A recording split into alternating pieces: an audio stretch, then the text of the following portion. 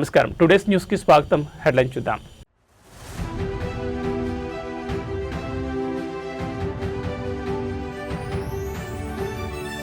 మార్కాపురంలో ఘోర అగ్ని ప్రమాదం. బస్సు టిప్పర్ ఢీకొని 13 మంది సజీవ దహనం.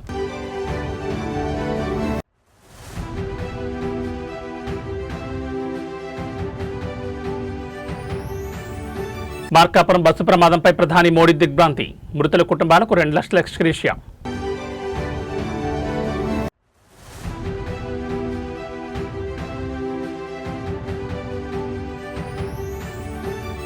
రాష్ట్రానికి 2.19 లక్షల కోట్ల పెట్టుబడులు. దావోస్ పర్యటనపై సభలో మంత్రి శ్రీధర్ బాబు.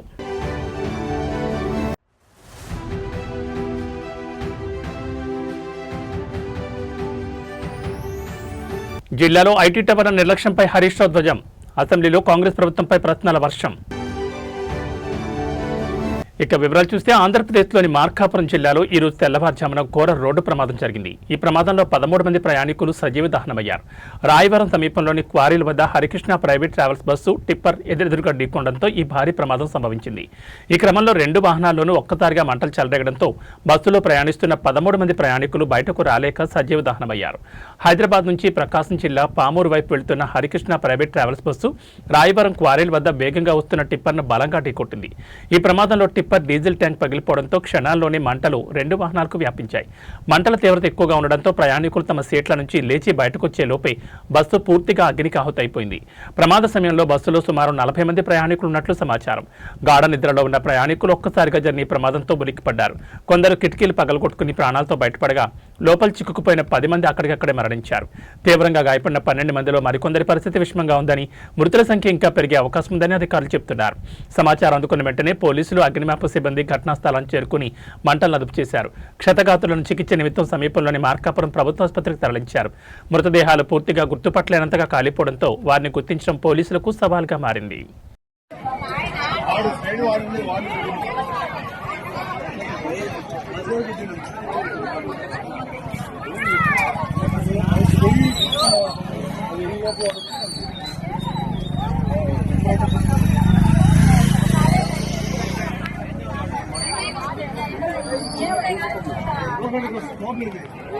ఈ సైడ్ బండి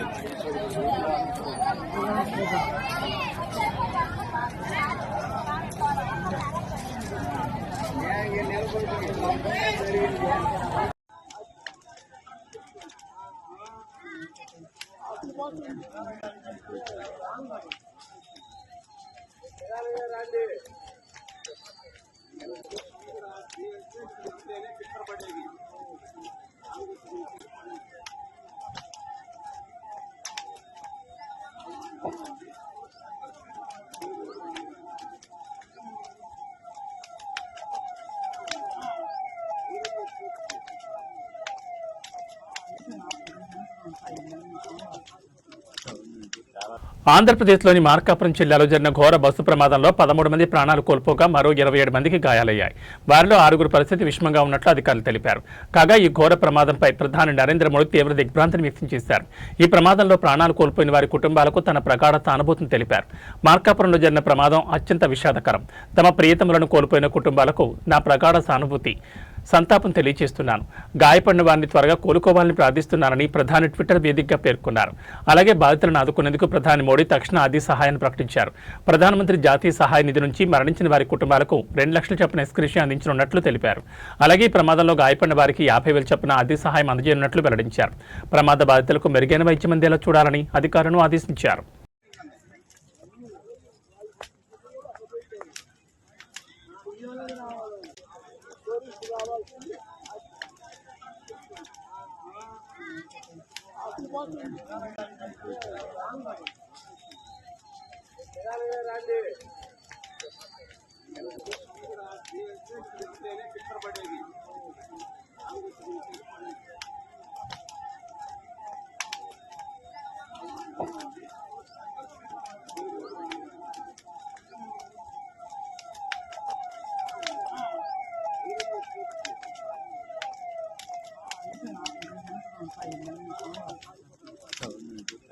మార్కాపురం జిల్లా రాయవరం మధ్య జరిగిన ఘోర రోడ్డు ప్రమాదంపై ముఖ్యమంత్రి చంద్రబాబు తీవ్ర దిగ్భ్రాంతిని వ్యక్తం చేశారు. టిప్పర్ను ప్రైవేట్ ట్రావెల్స్ బస్సు ఢీకొనడం, మంటలు చెలరేగి అందులోని ప్రయాణికులు సజీవ దహనం కావడంపై ఆయన తీవ్ర ఆవేదన వ్యక్తం చేశారు. ప్రమాద విషయం తెలిసిన వెంటనే ముఖ్యమంత్రి మార్కాపురం జిల్లా యంత్రాంగంతో ఫోన్లో మాట్లాడారు. క్షతగాత్రుల పరిస్థితి ఎలా ఉందని అధికారులను అడిగి తెలుసుకున్నారు. గాయపడిన సుమారు 20 మందిని వివిధ ఆసుపత్రులకు తరలించి చికిత్స అందిస్తున్నామని అధికారులు వివరించారు. మృతుల సంఖ్య ఇంకా పెరిగే అవకాశం ఉందన్న సమాచారంపై సీఎం చంద్రబాబు ఆందోళన వ్యక్తం చేశారు. ప్రమాదానికి గల కారణాలపై తక్షణమే దర్యాప్తు జరిపి పూర్తి నివేదిక అందజేయాలని జిల్లా పోలీసు యంత్రాంగాన్ని ముఖ్యమంత్రి ఆదేశించారు. బాధితులకు మెరుగైన వైద్యం అందేలా చూడాలని, మృతుల కుటుంబాలకు అండగా ఉండాలని అధికారులకు సూచించారు.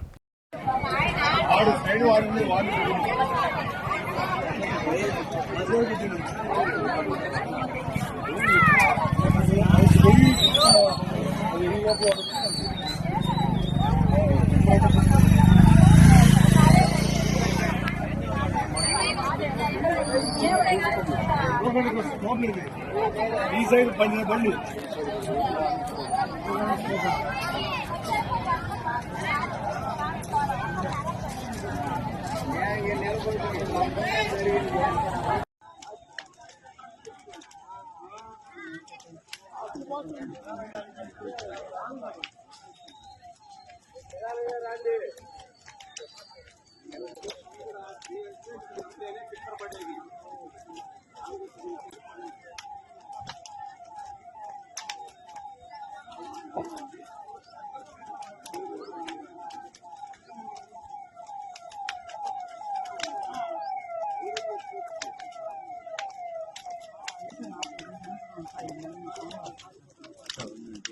మార్కాపురం బస్సు ప్రమాద ఘటనపై సీఎం రేవంత్ రెడ్డి తీవ్ర విచారం వ్యక్తం చేశారు. 13 మంది ప్రయాణికులు సజీవ దహనం అవ్వడం, కొందరు తీవ్రంగా గాయపడడం పట్ల షాకు గురయ్యారు. ఈ సందర్భంగా ఆయన మృతుల కుటుంబాలకు సానుభూతిని తెలిపారు. ప్రమాదంలో తీవ్రంగా గాయపడిన వారు త్వరగా కోలుకోవాలని ఆకాంక్షించారు. బస్సు తెలంగాణలోని నిర్మల్ నుంచి నెల్లూరు వైపు వెళ్తున్న నేపథ్యంలో ప్రమాదంలో మృతి చెందిన క్షతగాత్రుల వివరాలను ఏపీసీఎస్ నుంచి తెలుసుకోవాలని సీఎస్ రామకృష్ణారావును ఆదేశించారు. గాయపడిన వారికి మెరుగైన వైద్యం అందించాలని సీఎం రేవంత్ రెడ్డి ఏపీ ప్రభుత్వానికి విజ్ఞప్తి చేశారు.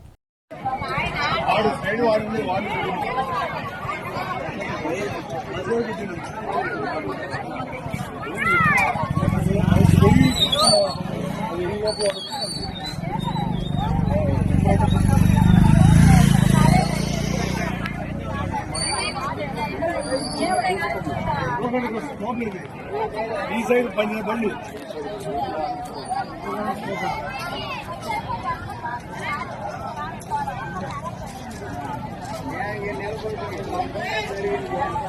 ప్రకాశం జిల్లా మార్కాపురం సమీపంలో జరిగిన రోడ్డు ప్రమాదంపై రాష్ట్ర ఐటీ విద్యాశాఖ మంత్రి నారా లోకేష్ తీవ్ర దిగ్భ్రాంతిని వ్యక్తం చేశారు. రాయవరం వద్ద టిప్పర్ ప్రైవేట్ బస్ ఢీకొన్న ఘటనలో పలువురు ప్రయాణికులు సజీవ దహనం కావడం తనను తీవ్రంగా కలిచివేస్తుందని ఆయన ఆవేదన వ్యక్తం చేశారు. ఈ మేరకు గురువారం సోషల్ మీడియా వేదికగా స్పందించారు. ఈ దుర్ఘటన అత్యంత బాధాకరమని లోకేష్ పేర్కొన్నారు. ప్రమాదంలో గాయపడిన వారికి అవసరమైన అత్యున్నత వైద్య సాయం అందించాలని ఇప్పటికే అధికారులను ఆదేశించినట్టు తెలిపారు. క్షతగాత్రులకు అవసరమైన వైద్య సాయంపై ఇప్పటికే అధికారులకు ఆదేశాలు జారీ చేయడం జరిగింది. గాయపడిన వారు త్వరగా కోలుకోవాలని కోరుకుంటున్నానని తన పోస్టులో పేర్కొన్నారు. ప్రమాదంలో మరణించిన వారి కుటుంబాలకు ప్రభుత్వం అన్ని విధాలుగా అండగా ఉంటుందని భరోసా ఇచ్చారు. మృతుల కుటుంబ సభ్యులకు తన ప్రగాఢ సానుభూతిని తెలియజేశారు. ఈ ఘటనలో టిప్పర్ ప్రైవేట్ ట్రావెల్స్ బస్సు ఢీకొన్న తర్వాత బస్సులో మంటలు చెలరేగడంతో పలువురు ప్రయాణికులు సజీవ దహనమైన విషయం తెలిసిందే.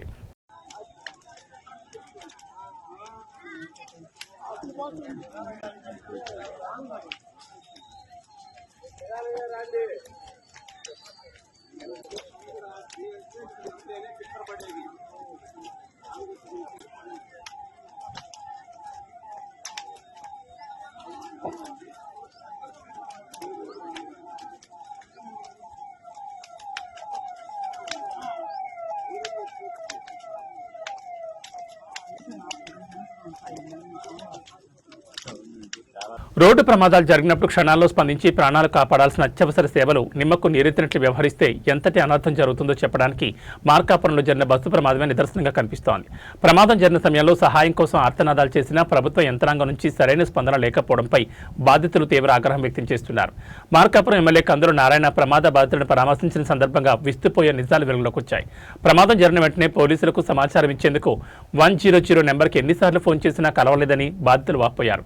ఇక అత్యవసర అత్యవసర వైద్యం కోసం 108కి ఏకంగా 20 సార్లు ఫోన్ చేసిన తర్వాత కానీ సిబ్బంది స్పందించలేదని ఆవేదన వ్యక్తం చేశారు. తీరా వారు ఫోన్ ఎత్తే సమయానికి బస్సు పూర్తిగా దహనమైపోయిందని, ప్రాణాపాయ స్థితిలో ఉన్న తమకు సకాలంలో సాయం అందలేదని ఎమ్మెల్యే ఎదుట బాధితులు కన్నీటి పర్యంతమయ్యారు. అత్యవసర సేవ విభాగంలో నెలకొన్న ఈ తీవ్ర నిర్లక్ష్యంపై విచారణ జరిపించాలని, బాధ్యులపై కఠిన చర్యలు తీసుకోవాలని ఎమ్మెల్యే కందులు నారాయణ ప్రభుత్వం డిమాండ్ చేశారు. బాధితులకు అన్ని విధాలా అండగా ఉంటామని ఆయన భరోసా ఇచ్చారు.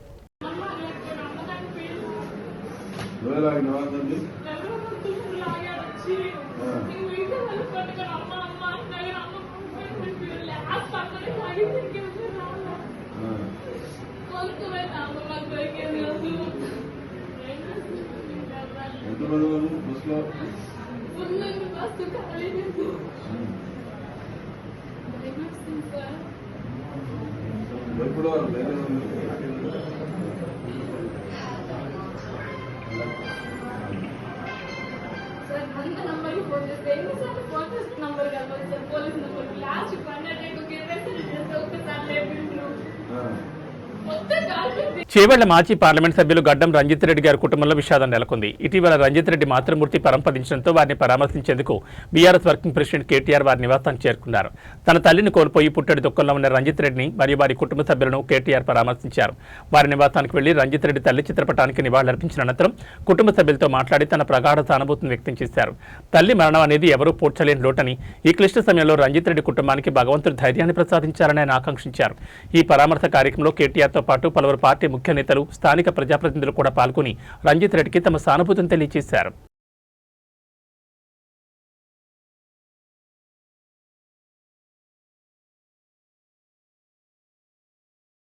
2024-25 దావోస్ పర్యటనలో భాగంగా రాష్ట్ర ప్రభుత్వం మొత్తంగా 2.19 లక్షల కోట్ల పెట్టుబడులను సముపార్జించిందని మంత్రి శ్రీధర్ బాబు తెలిపారు. ఇవాళ సభలో దావోస్ పర్యటనలో భాగంగా రాష్ట్రానికి వచ్చిన పెట్టుబడులపై బీజేపీ సభ్యులు అడిగిన ప్రశ్నలకు ఆయన సమాధానం చెప్పారు. మొత్తం 44 ఎంఓయూలను వివిధ కంపెనీలతో కుదుర్చుకున్నామని పేర్కొన్నారు. ఆయా పెట్టుబడుల గ్రౌండింగ్ వివిధ దశల్లో ఉన్నాయని, ఫలితంగా కొత్తగా 68,150 మంది నిరుద్యోగులకు ప్రత్యక్షంగా ఉపాధి లభించనుందని తెలిపారు. 2024లో 18 ఎంఓయూలతో రాష్ట్రానికి 40,232 కోట్ల పెట్టుబడులు రాక 2025లో 26 ఎంఓయూలతో 1,78,950 కోట్లు కలుపుకుని మొత్తం 44 ఎంఓయూలతో 2,19,182 కోట్ల పెట్టుబడులు వచ్చాయని అన్నారు. అయితే దావోస్ పర్యటనలో భాగంగా 81,800 కోట్లు పెట్టుబడి పెట్టేందుకు ఎంఓయూలు కుదుర్చుకున్న 6 కంపెనీలకు ఇప్పటికే భూములు కేటాయించామని చెప్పారు. ఈ ప్రక్రియ ద్వారా ప్రభుత్వానికి 1,540 కోట్ల ఆదాయం సమకూరిందని వెల్లడించారు. ఇక నిజామాబాద్ ఐటీ టవర్ మొత్తం 681 సీట్ల సామర్థ్యం ఉందని, ప్రస్తుతం అక్కడ 11 కంపెనీలు 276 మంది ఉద్యోగులతో కార్యకలాపాలు నిర్వహిస్తున్నాయని మంత్రి శ్రీధర్ బాబు సభలో ప్రస్తావించారు.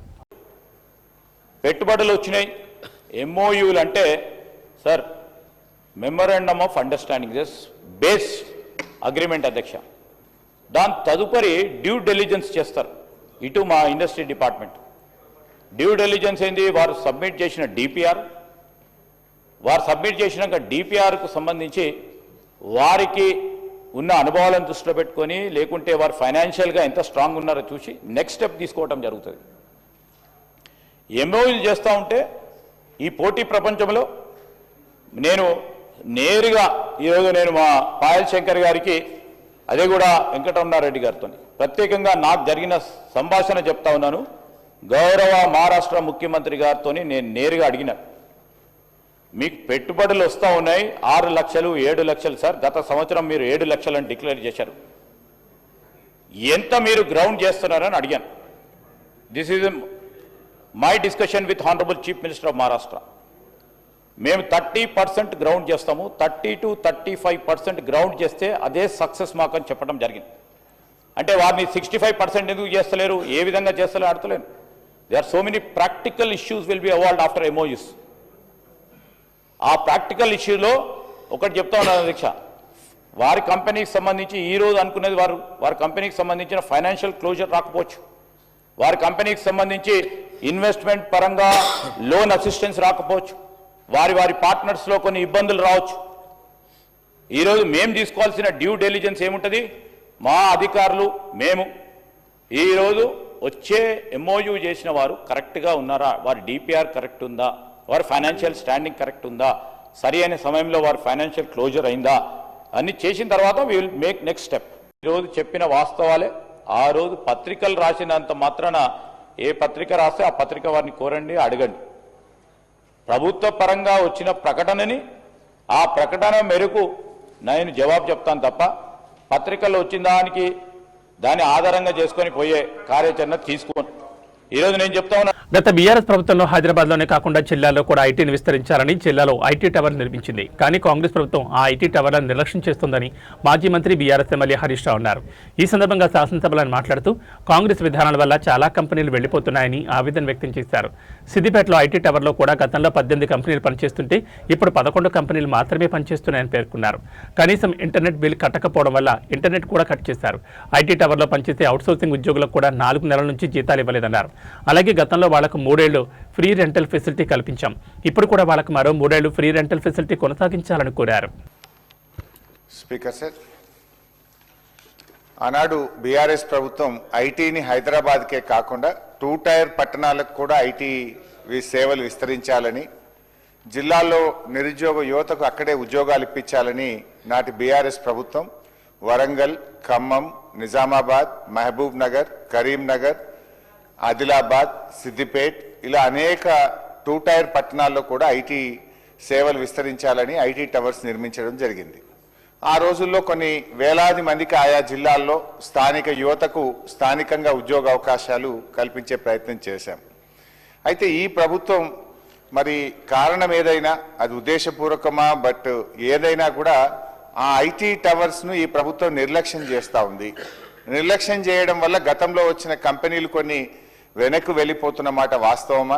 మరి ఐటీ టవర్స్ను ప్రభుత్వం ఎప్పటికప్పుడు రివ్యూ చేసి కొత్త కంపెనీలను ఆహ్వానించి ఆ 2 టైర్ పట్టణాల్లో జిల్లాల్లో ఆ యువతకు ఉద్యోగాలు ఇవ్వడానికి ప్రభుత్వం ఏ రకమైన చర్యలు తీసుకుంటుందని నేను మీ ద్వారా మంత్రి గారిని అడుగుతా ఉన్నా.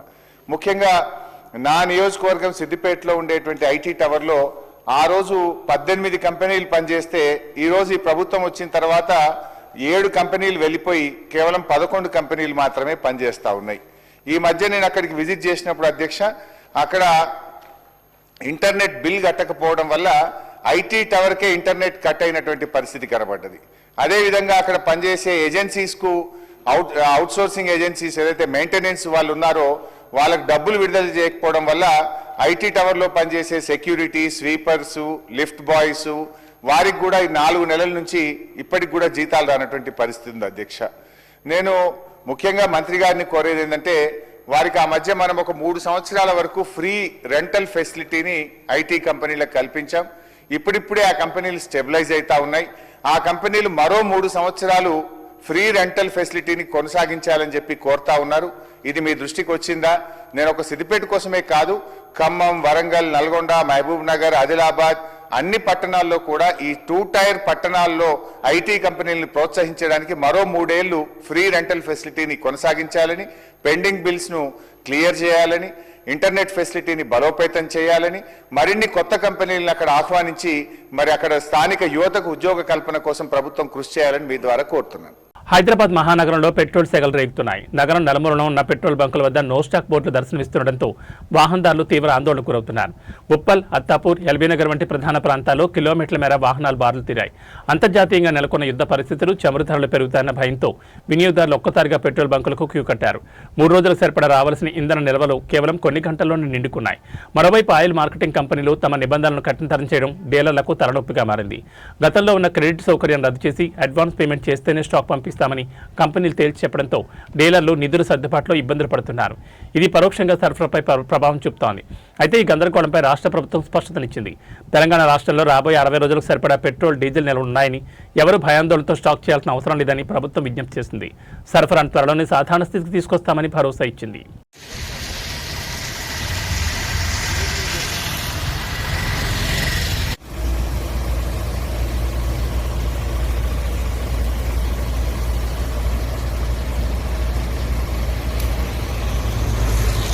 హైదరాబాద్ మహానగరంలో ఇంధన సెగలు చల్లారడం లేదు. రాష్ట్ర ప్రభుత్వం వద్ద సరిపడా నిల్వలున్నాయని స్వయంగా ప్రకటించినప్పటికీ క్షేత్రస్థాయిలో పరిస్థితి అందుకు భిన్నంగా కనిపిస్తోంది.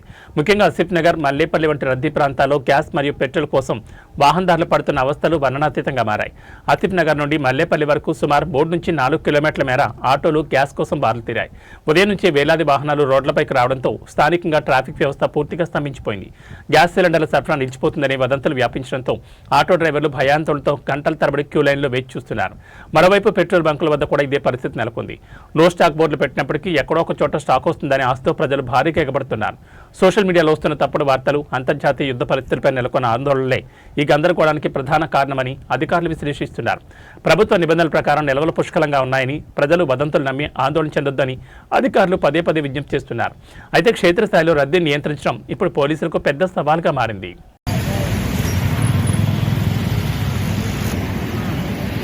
हमारा उस्ताद कौन है मालूम ना।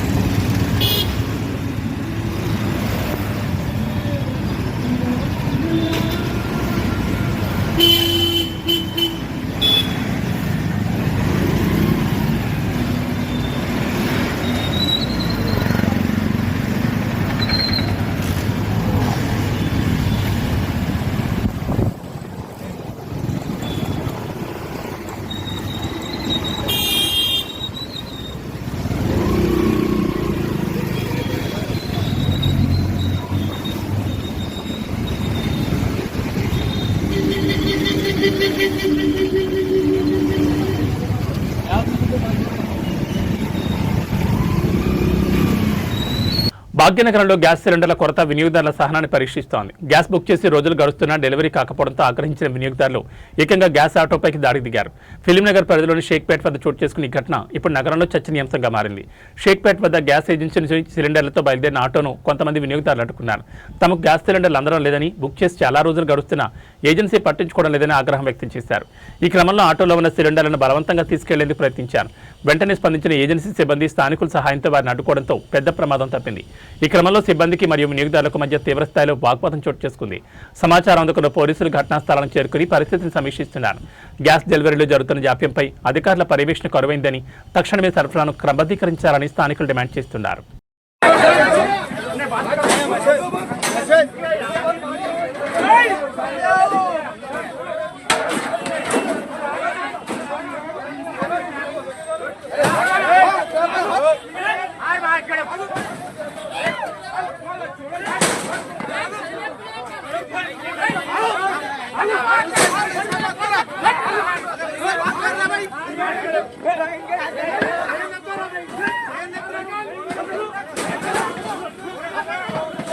ఇవి బులెటిన్ విశేషాలు. మరో బులెటిన్లో మళ్ళీ కలుసుకుందాం. నమస్కారం.